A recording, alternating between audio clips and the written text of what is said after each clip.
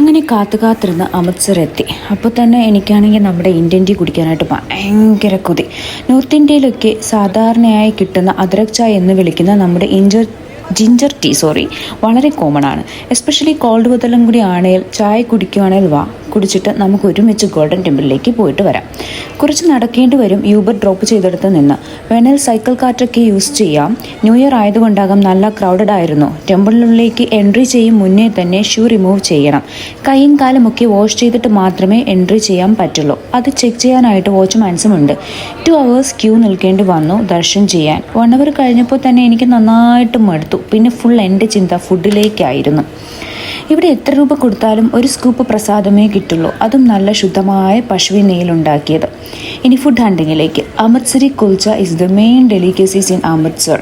ഇതിൻ്റെ കൂടെ ഒരു ലസ്സിയും ഉണ്ട്, വേറൊന്നും വേണ്ട. ശുദ്ധമായ പശുവിൻ നെയ്യിലുണ്ടാക്കിയതുകൊണ്ടാകാം ഇങ്ങനെ വെളുത്ത മീശയ്ക്ക് ലസ്സി കുടിക്കുമ്പോൾ വരാം. ഇതൊന്നുമല്ല യഥാർത്ഥ ലസ്സി എന്ന് അറിഞ്ഞത് പിന്നെയാണ്. അപ്പോൾ പിന്നെ അതിനുവേണ്ടിയായി അടുത്ത അലച്ചിൽ. അങ്ങനെ നടന്ന് ഗ്യാൻറ്റി ലസ്സി എന്ന ഷോപ്പിലെത്തി. വെണ്ണയും മറ്റും ഇട്ടുണ്ടാക്കിയ ഒരു രക്ഷയുമില്ലാത്ത ലസ്സി. ചുറ്റുവട്ടം കണ്ടാൽ കുടിക്കാനൊന്നും തോന്നില്ല. പക്ഷേ ചുറ്റുവട്ടമൊന്നും ശ്രദ്ധിക്കേണ്ട, അങ്ങോട്ട് കുടിക്കുക കഴിക്കുക.